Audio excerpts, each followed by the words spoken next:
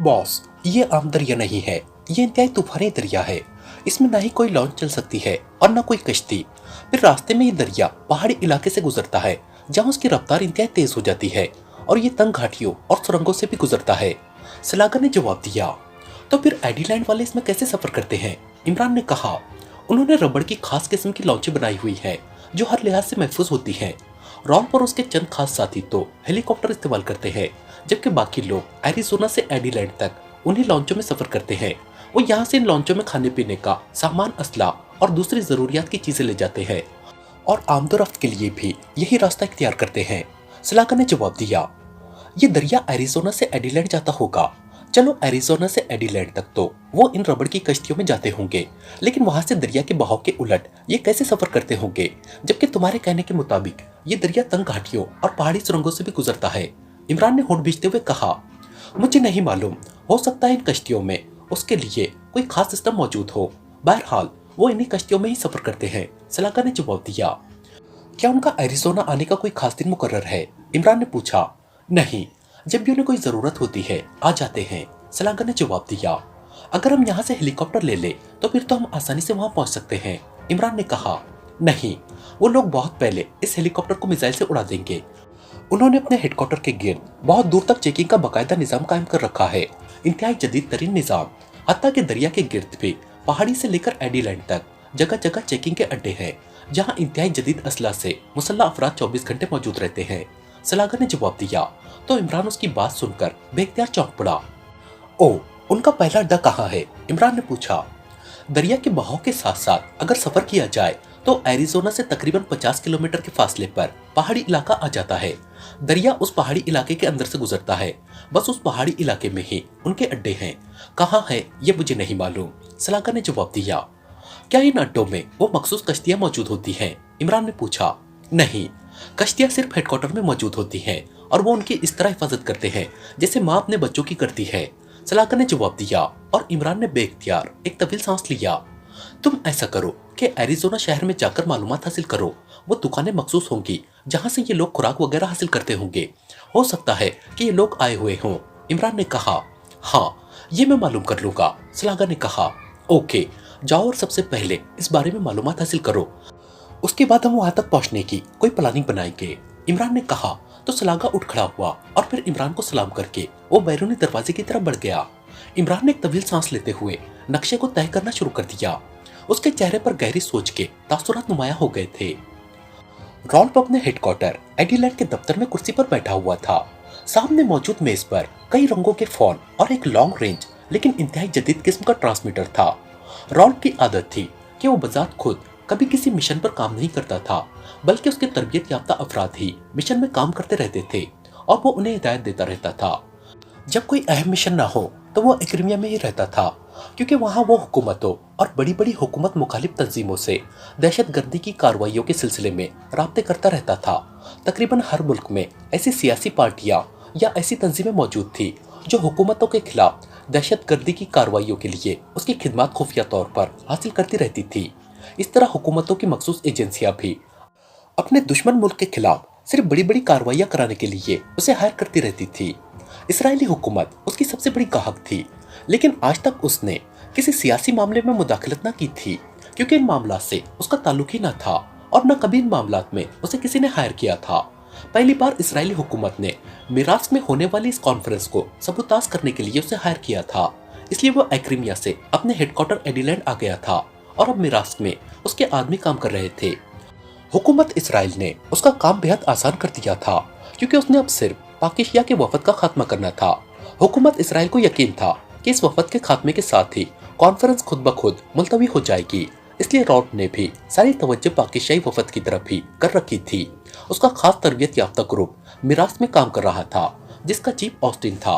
Austin और उसका group ऐसी कार्रवाइयों में इंतहाई तरबियत याफ्ता था और रॉल्फ इस ग्रुप की ड्यूटी वहां लगाता था जहां मामला इंतहाई अहम हो, क्योंकि उसे बताया गया था कि मिरास में कर्नल फरीदी काम कर रहा है और पाकिस्तानी वफद के साथ इमरान और पाकिस्तान सीक्रेट सर्विस भी हिफाजत की गर्ज से आ सकती है, इसलिए उसने ऑस्टिन और उसके ग्रुप की ड्यूटी वहां लगाई थी।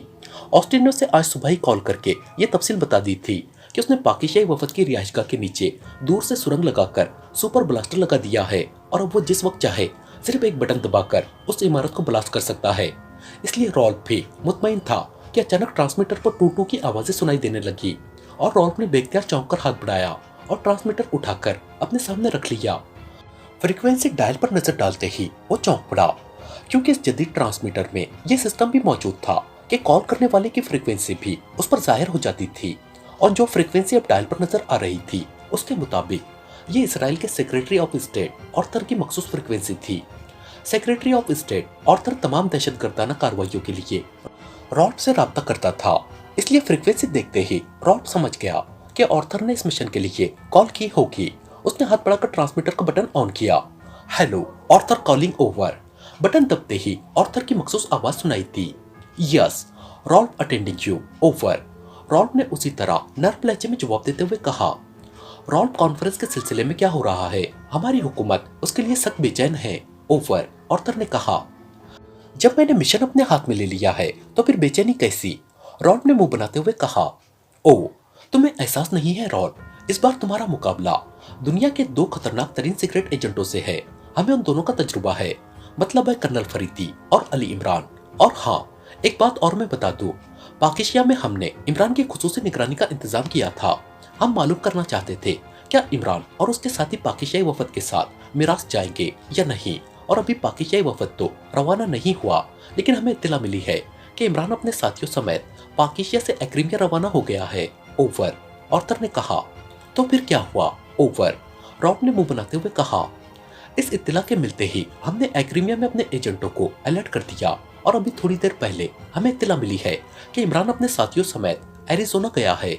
वो अक़वाम मुत्तहिदा के किसी इदारे के तहत गया है और एरिजोना में तुम्हारा हेडक्वार्टर है और तुम हेडक्वार्टर में मौजूद हो, ओवर।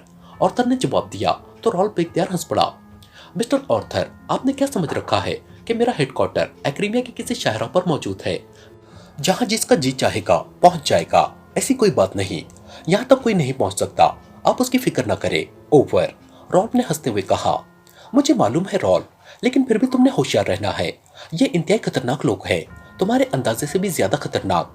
ये लोग वहां पर पहुंच जाते हैं जहां पहुंचना किसी इंसान के बस में नहीं होता, ओवर। ऑर्थर ने जवाब दिया। ठीक है, मैं मजीद मोहतात हो जाऊंगा और कुछ, ओवर। रॉल्फ ने जवाब दिया। मिराज में तुमने क्या प्लानिंग की है, ओवर? ऑर्थर ने कहा। वहाँ ऑस्टिन का ग्रुप काम कर रहा है और आप जानते हैं कि ऑस्टिन और उसका ग्रुप कभी नाकाम नहीं रहा। आज ही मुझे उसकी कॉल मिली है कि उसने उस इमारत को ब्लास्ट करने का काम मुकम्मल कर लिया है जिसमें पाकिस्तानी वफद ठहराया जाएगा, ओवर। रॉल्फ ने कहा।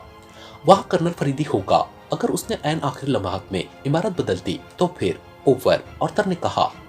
ऐसा कैसे हो सकता है मिस्टर ऑर्थर, ये हुकूमती मामलात होते हैं। प्राइवेट मेहमान तो नहीं आ रहे कि एक होटल की बजाय दूसरे होटल में ठहराया जाए, ओवर। रॉल्फ ने मुंह बनाते हुए कहा। जहां कर्नल फरीदी हो वहां सब कुछ हो सकता है। वैसे हमसे भयानक गलती हुई है कि हमने इस कॉन्फ्रेंस के खिलाफ दहशतगर्दी की धमकी दे डाली। अब वो हर लिहाज से मोहतात हो गए होंगे। हमारा तो ख्याल था कि इस धमकी के बाद कॉन्फ्रेंस मुलतवी हो जाएगी और हमारा मकसद पूरा हो जाएगा, लेकिन ऐसा भी ना हुआ और उल्टा वो लोग चौकन्ना हो गए, ओवर। ऑर्थर ने कहा। अगर ऐसा है तो फिर मुझे बताए कि मैं क्या करूं। इस कॉन्फ्रेंस में तो कम से कम 40-45 वफद शरीक होंगे। मैं किस किस इमारत को इतने कम वक्त में ब्लास्ट करने के लिए काम करूं, ओवर। रॉल्फ ने मुंह बनाते हुए कहा। तुम ऐसा करो कि पाकिस्तान वफद की उस इमारत के साथ साथ कॉन्फ्रेंस हॉल को भी ब्लास्ट करने का प्लान बना लो, ओवर। ऑर्थर ने कहा। इसकी मेरे ख्याल में जरूरत ही न पड़ेगी। जब एक रात पहले वो इमारत ब्लास्ट होगी तो लामहला जिस मुल्क का वफद भी वहां मौजूद होगा वो हलाक हो जाएगा और कॉन्फ्रेंस मुलतवी हो जाएगी, ओवर। रॉल्फ ने जवाब देते हुए कहा। ये लोग इंतहाई जिद्दी हैं। कॉन्फ्रेंस हॉल तो अचानक तब्दील नहीं हो सकता, जबकि रिहाइश गाहें अचानक तब्दील की जा सकती हैं। अलबत्ता ऑस्टिन को हिदायत कर दो कि अगर उस इमारत में कोई वफद ना ठहरे तो उसे ब्लास्ट ना करे। इस तरह वो लोग मुतमईन हो जाएंगे। फिर कॉन्फ्रेंस हॉल ब्लास्ट कर देना, ओवर। ऑर्थर ने कहा। अगर ऐसी सूरत है तो फिर ओपन कार्रवाई क्यों ना की जाए, तमाम इमारतों पर मिसाइल फायरिंग कर दी जाए, ओवर। रॉल्फ ने जवाब दिया। क्या मतलब? क्या तुम्हें मालूम है कि वहाँ किस किस्म के इंतजामात होंगे? उस रोज तो क्या, मेरे ख्याल में आज से वहाँ मौजूद एक एक आदमी की निगरानी हो रही होगी। मिसाइल कैसे फायर होंगे, ओवर। ऑर्थर ने इंतहाई हैरत भरे लहजे में जवाब देते हुए कहा। मेरे आदमी इन कामों में माहिर हैं, तुम उसकी फिक्र मत करो। मैं चाहूँ तो मिराज के पूरे दारुल हुकूमत को मिसाइलों से उड़ा दूं, लेकिन ये बता दूं कि ऐसी सूरत में यकीनन मेरे आदमी गिरफ्तार भी हो सकते हैं और हलाक भी। इसलिए इसका मुआवजा जो मैं मांगूंगा वो तुम्हें देना होगा। ओवर रॉल ने जवाब दिया, मुआवजे की फिक्र मत करो रॉल, मेरा वादा कि तुम जो मुआवजा भी कहोगे उससे दुगना हुकूमत इसराइल अदा करेगी। लेकिन तुम वहाँ दहशतगर्दी का बाजार गर्म करा दो ताकि हुकूमत मिराज बौखलाकर कॉन्फ्रेंस मुलतवी करने पर मजबूर हो जाए। ओवर ऑर्थर ने इंतहाई मसरत भरे लहजे में कहा, इसमें कुछ वक्त तो लगेगा, ऐसा कॉन्फ्रेंस के इनेकाद से एक रोज पहले हो सकता है। ओवर रॉक ने कहा, ठीक है, हमें कोई एतराज नहीं है, बस ये कॉन्फ्रेंस मुलतवी होनी चाहिए। ओवर ऑर्थर ने कहा, वो तो हो जाएगी, लेकिन एक बात बावजूद गौर करने के मेरी समझ में नहीं आ रही कि अगर ये कॉन्फ्रेंस मुलतवी हो जाए तो क्या ये दोबारा नहीं हो सकती। ओवर रॉल ने कहा, बिल्कुल हो सकती है रॉल, लेकिन तुम इन सियासी मामलों को नहीं समझ सकते। इस बार कॉन्फ्रेंस का जो एजेंडा है, इस सिलसिले में अगर करारदाद पास हो गई तो इसराइल को एक अहम मुद्दे से हाथ धोने पड़ेंगे जिससे इसराइल को नाकाबिल तलाफी नुकसान होगा। लेकिन अगर कॉन्फ्रेंस किसी भी वजह से मुलतवी हो गई तो फिर ऐसी कॉन्फ्रेंस से एक दो रोज बाद मुनाकिद नहीं हो सकती। कई माह तक दोबारा कॉन्फ्रेंस का इनेकाद नहीं किया जा सकता और इस तवील वक्फे के दौरान इसराइल अपना काम कर लेगा। ओवर ऑर्थर ने जवाब दिया, ओ ठीक है, मैं समझ गया हूँ। बहरहाल मैं अभी से ओपन कार्रवाई का काम शुरू कर देता हूँ। ओवर रॉल ने कहा, सुनो रॉल, बाकायदा मनसूबाबंदी के तहत काम करो। तमाम वफद कॉन्फ्रेंस से एक रोज पहले मिराज पहुंच जाएंगे। अगर तो पाकिस्तानी वफद उस इमारत में ठहरे जिस पर तुम्हारे आदमियों ने काम कर रखा है तो फिर उसे ब्लास्ट करा दो। इससे हमारा मकसद हल हो जाएगा और कॉन्फ्रेंस मुलतवी हो जाएगी। और अगर उसमें कोई गड़बड़ हो जाए तो फिर ओपन कार्रवाई शुरू करा दो। हमारा असल मकसद कॉन्फ्रेंस का इनेकाद रोकना है और बस, इस बात को ध्यान में रखना। ओवर ऑर्थर ने जवाब दिया, ठीक है, बहरहाल ओपन कार्रवाई हो ना हो, मुआवजा तुम्हें देना होगा क्योंकि उसकी ब्लास्टिंग बहरहाल मुझे करना पड़ेगी। ओवर रॉल ने जवाब दिया, तुम्हें तुम्हारा मुंह मांगा मुआवजा मिलेगा, चाहे तुम कोई भी कार्रवाई करो, शर्त सिर्फ कॉन्फ्रेंस का इल्तिवा है और बस। ओवर ऑर्थर ने जवाब दिया, ओके, अब ये कॉन्फ्रेंस बाहर सूरत मुलतवी होगी, चाहे मुझे मिराज के दारुल हुकूमत में मौजूद हर आदमी को क्यों ना मौत के घाट उतारना पड़े। ओवर रॉल ने जवाब दिया, और हाँ, उस इमरान और उसके साथियों से भी पूरी तरह होशियार रहना। वो लोग मेकअप के माहिर हैं और हमें जो इत्तला मिली है उसके मुताबिक वो एक्री में मेकअप में एरिजोना गए हैं। इमरान के साथ एक औरत और 3 मर्द हैं। ओवर ऑर्थर ने कहा, ठीक है, मैं अभी एरिजोना में मौजूद अपने आदमियों को कह देता हूँ, उन्हें तलाश करके वहीं हलाक कर देंगे। वैसे वो चाहे लाख टकरे मारे, वो एडिलेड नहीं पहुंच सकते। ओवर रॉब ने जवाब देते हुए कहा, ओके, ओवर एंड ऑल। दूसरी तरफ से ऑर्थर ने कहा और उसके साथ ही राब्ता खत्म हो गया। रॉब ने भी ट्रांसमीटर ऑफ किया और फिर उस पर तेजी से नई फ्रीक्वेंसी एडजस्ट करना शुरू कर दी। Hello hello Ralph calling. Over Rob ने बटन ऑन करके कॉल देते हुए कहा। उसने अपना नाम इसलिए लिया था कि जिस साख का यह ट्रांसमीटर था उसे किसी सूरत भी कैच न किया जा सकता था। Yes, Austin attending. ओवर थोड़ी देर बाद ट्रांसमीटर से ऑस्टिन की आवाज सुनाई दी। ऑस्टिन, तुमने मालूम किया है कि कॉन्फ्रेंस में शामिल होने वाले वफूद के लिए कितनी इमारतें मखसूस की गई हैं। ओवर रॉल्फ ने कहा, नो सर, आपने चूंकि ऐसा हुक्म ही नहीं दिया था इसलिए मालूमात हासिल नहीं की। ओवर ऑस्टिन ने जवाब देते हुए कहा, मुझे अभी अभी ख्याल आया है कि अगर ऐन वक्त पर पाकिस्तान वफद को उस इमारत के बजाय किसी और इमारत में ठहरा दिया गया तो फिर हमारी सारी प्लानिंग नाकाम हो जाएगी। ओवर रॉल्फ ने ऑर्थर के खदशे को अपना ख्याल बताते हुए कहा, ओ बॉस, वाकई ऐसा तो हो सकता है, लेकिन अब तो बहुत कम वक्त रह गया है, अब क्या किया जाए। ओवर ऑस्टिन ने भी परेशान होते हुए कहा, हाँ, सबसे बड़ा मसला वक्त है, इसलिए मैंने एक और तरकीब सोची है।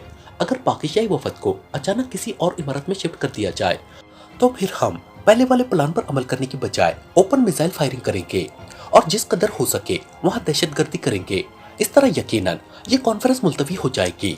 ओवर रॉल्फ ने कहा, बॉस, यहाँ इंतहाई सख्त इंतजाम किए जा रहे हैं और कॉन्फ्रेंस से एक दो रोज पहले तो शायद किसी परिंदे को भी करीब भटकने न दिया जाए। ऐसे हालात में ओपन कार्रवाई किस तरह मुमकिन है। ओवर ऑस्टिन ने परेशान से लहजे में जवाब देते हुए कहा, दारुल हुकूमत से बाहर किसी पहाड़ी या बुलंद इमारत से निशाना लिया जा सकता है और स्ट्रॉन्ग मिसाइल इस्तेमाल किए जा सकते हैं। ओवर रॉल्फ ने कहा, ओ हाँ, स्ट्रॉन्ग मिसाइल इस्तेमाल किए जा सकते हैं। इसके लिए मुझे बाकायदा काम करना पड़ेगा। मिसाइल और उसे चलाने वाले लॉन्चर, उनकी तंसीब, उसका कंट्रोल खासा लंबा और बड़ा काम होगा। ओवर ऑस्टिन ने कहा, तुम अब फारिग हो, फौरी तौर पर इस प्लान पर अमल शुरू कर दो। मैं इस मामले में तुम्हें मुकम्मल इख्तियारात दे रहा हूँ। ओवर रॉल्फ ने कहा, ओके बॉस, मैं अभी काम शुरू कर देता हूँ। प्लानिंग मुकम्मल होते ही मैं आपको कॉल करके तफसीलात बता दूंगा। ओवर। ऑस्टिन ने कहा, ठीक है, वहाँ कर्नल फरीदी होगा, तुमने उसे भी निगाह में रखना है। ओवर। रॉब ने कहा, यस बॉस, मैंने पहले ही बंदोबस्त कर लिया है। उसकी कार्रवाइयों की रिपोर्ट मुझे मिलती रहती है। फिलहाल तो वो सिर्फ इंतजामात की चेकिंग करता फिर रहा है। ओवर। ऑस्टिन ने कहा, ओके, तमाम काम इंतहाई महारत से सर अंजाम देना।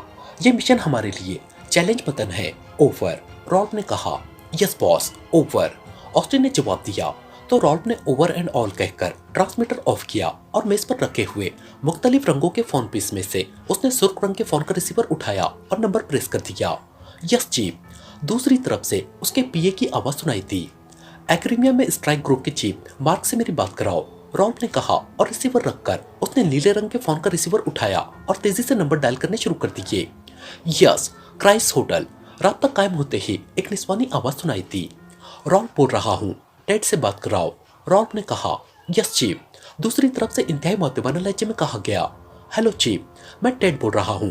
चंद लम्हों बाद एक मुअद्दिबाना आवाज सुनाई दी। टेड, एरिज़ोना में एक औरत और 4 मर्दों का ग्रुप पहुंच रहा है या पहुंचने वाला है। ये लोग दरअसल एशियाई हैं, लेकिन उन्होंने एक्रीमी मेकअप कर रखा है। ये इंतहाई खतरनाक सीक्रेट एजेंट है और ये हेडक्वार्टर को तबाह करने का मिशन लेकर यहाँ पहुंचे हैं। हेडक्वार्टर तो ये बहरहाल किसी सूरत भी पहुंच नहीं सकते, लेकिन मैं चाहता हूँ कि ये जिंदा भी वापस न जाए। मुझे जो इत्तलात मिली है उनके मुताबिक ये अटावा से यहाँ आएंगे और अक़वाम मुत्तहिदा के किसी इदारे के कागजात उनके पास होंगे। तुम उन्हें फौरी तौर पर ट्रेस करो और ट्रेस करके गोलियों से उड़ा दो, रॉल्फ ने तहकुमाना लहजे में कहा। यस जी, आप बेफिक्र रहें, आपके अहकामात की फौरी तामील होगी, दूसरी तरफ से कहा गया और रॉल्फ ने ओके कहकर रिसीवर रखा ही था कि सुर्ख रंग के फोन की घंटी बज उठी और रॉल्फ ने हाथ बढ़ाकर रिसीवर उठा लिया। यस, रॉल्फ ने कहा, मार्क लाइन पर है चीफ। दूसरी तरफ से पीए की आवाज सुनाई दी। हाँ, बात कराओ, रॉल्फ ने कहा। हेलो, मार्क बोल रहा हूँ चीफ। चंद लम्हों बाद एक इंतहाई मुअद्दिबाना आवाज सुनाई दी। मार्क, ऑस्टिन मिराज के दारुल हुकूमत में एक अहम मिशन पर काम कर रहा है। अब वहाँ तुम्हारे ग्रुप की फौरी जरूरत पड़ गई है। ऑस्टिन को मैंने मुकम्मल इख्तियारात दे दिए हैं। अब तुमने उसके अहकामात की फौरी तामील करनी है, रॉल्फ ने तेज लहजे में कहा। Yes chief. दूसरी तरफ से मार्क ने मुअद्दिबाना लहजे में कहा तो रॉल्फ ने क्रीडल दबा दिया। कुछ लम्हों तक क्रीडल पर हाथ रखने के बाद उसने हाथ उठा लिया। Yes chief. दूसरी तरफ से पीए की आवाज सुनाई दी। फ्रैंको से बात कराओ, रॉल्फ ने कहा और रिसीवर रख दिया। चंद लम्हों बाद एक बार फिर फोन की घंटी बज उठी तो उसने हाथ बढ़ाकर रिसीवर उठा लिया। यस, रॉल्फ ने कहा। फ्रैंको लाइन पर है चीफ। पीए की मुअद्दिबाना आवाज सुनाई दी। यस, रॉल्फ ने कहा। हेलो चीफ, मैं फ्रैंको बोल रहा हूँ। दूसरे लम्हे एक और मर्दाना आवाज सुनाई दी। लहजा बेहद मुअद्दिबाना था। फ्रैंको, पाकिस्तान सीक्रेट सर्विस का एक ग्रुप एक्रीमी मेकअप में हेडक्वार्टर पर हमला करने के लिए एरिज़ोना पहुंच रहा है। ये ग्रुप एक औरत और 4 मर्दों पर मुश्तमिल है। मैंने एरिज़ोना में टेड के जिम्मे लगा दिया है कि वो उन्हें ट्रेस करके हलाक कर दे, लेकिन चूंकि ये लोग हद दर्जे खतरनाक और इंतहाई तरबियत याफ्ता सीक्रेट एजेंट हैं, इसलिए हो सकता है कि वो टेड के हाथ ना आ सके और किसी भी तरह हेडक्वार्टर पहुंचने की कोशिश करे। इसलिए तुम हेडक्वार्टर के तमाम हिफाजती निज़ाम को अच्छी तरह चेक कर लो और रेड अलर्ट कर दो, रॉल्फ ने कहा। Yes chief. दूसरी तरफ से कहा गया। लेकिन यहाँ तक पहुँचने के 3 रास्ते मुमकिन हैं। एक रास्ता हवाई है, हो सकता है वो किसी ऐसे हेलीकॉप्टर पर आए जिस पर अक़वाम मुत्तहिदा का निशान बना हुआ हो, या किसी दूसरी कंपनी का। तुमने अब किसी भी हेलीकॉप्टर को आगे नहीं आने देना, चाहे वो एक्रीमिया के सदर का ही क्यों ना हो। उसे फिजा में ही बगैर एक लम्हा ज़ाय किए उड़ा देना है, रॉल्फ ने कहा। यस बॉस, हुक्म की तामील होगी बॉस, फ्रैंको ने जवाब देते हुए कहा। दूसरा रास्ता जमीनी है, उस रास्ते पर मौजूद तमाम हिफाजती चौकियों को रेड अलर्ट कर दो। कोई भी आदमी नजर आए उसे फौरी गोली मार दे, चाहे वो मकामी हो, वहशी हो, गैर मुल्की हो, एक हो या एक से ज्यादा हो, रॉल्फ ने कहा। यस चीफ, फ्रैंको ने जवाब दिया। और तीसरा रास्ता दरियाई है, तमाम स्पेशल बोट्स को दरिया से हटा लो और दरियाई रास्ते पर जितनी भी चौकियां हैं सबको रेड अलर्ट कर दो। इंसान तो इंसान, किसी मछली को भी इस रास्ते से हेडक्वार्टर तक नहीं पहुंचना चाहिए, समझ गए, रॉल्फ ने कहा। यस चीफ, ऐसा ही होगा, फ्रैंको ने जवाब दिया और रॉल्फ ने ओके कहकर रिसीवर रख दिया। अब उसके चेहरे पर गहरे इत्मीनान के तासुरात नुमाया हो गए थे। कैप्टन हमीद रेस्तोरां के खूबसूरत हॉल में एक मेज पर बैठा हुआ था। उसकी नजरें मेन गेट पर जमी हुई थी। वो काफी देर से यहाँ बैठा हुआ था। वेटर को उसने ये कहकर टाल दिया था कि उसका मेहमान आने वाला है, इसलिए मेहमान के आने पर ही ऑर्डर दिया जाएगा।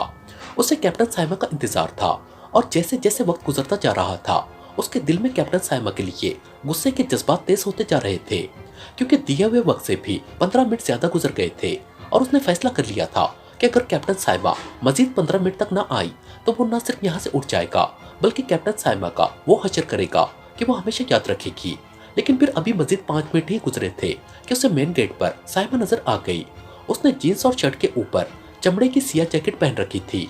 वो गेट पर खड़ी होकर इधर उधर देख रही थी कि कैप्टन हमीद ने हाथ उठाकर लहराया तो कैप्टन साइमा बेख्तियार चौंक पड़ी। उसके चेहरे पर मुस्कुराहट सी पहलती नजर आई और वो तेज तेज कदम उठाती हुई कैप्टन हमीद की तरफ आने लगी। जब साइमा करीब आ गई तो कैप्टन हमीद उसके इस्तकबाल के लिए उठ खड़ा हुआ। सॉरी कैप्टन हमीद, मुझे देर हो गई। दरअसल मैं तैयार होकर घर से निकलने ही लगी थी कि कर्नल अब्दुल्ला साहब का फोन आ गया कि वो आ रहे हैं और उन्होंने मुझसे कोई खास बात करनी है, चुनांचे मुझे उनका इंतजार करना पड़ा। कैप्टन साइमा ने आते ही माजरत भरे लहजे में कहा, कोई बात नहीं कैप्टन साइमा, बाहर की आमद का तो सारी उम्र इंतजार किया जा सकता है। कैप्टन हमीद ने मुस्कुराते हुए कहा, शुक्रिया। कैप्टन साइमा ने मुस्कुराते हुए कहा। उसी लम्हे वेटर आ गया तो हमीद ने उसे जूस लाने का कहा। कर्नल अब्दुल्ला ने कौन सी जरूरी बात करनी थी, खैरियत थी? कैप्टन हमीद ने मुस्कुराते हुए कहा, क्योंकि उसे मालूम था कि उसका जो प्रोग्राम कर्नल फरीदी से तय हुआ है हो सकता है कि उसके बारे में बात की गई हो, लेकिन वो ये बात कैप्टन साइमा के मुंह से सुनना चाहता था।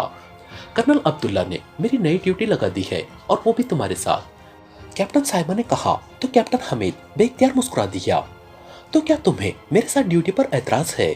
कैप्टन हमीद ने आगे की तरफ झुकते हुए कहा, अरे नहीं कैप्टन हमीद, आप और कर्नल फरीदी दोनों हमारे लिए तसव्वुराती शख्सियतें हैं।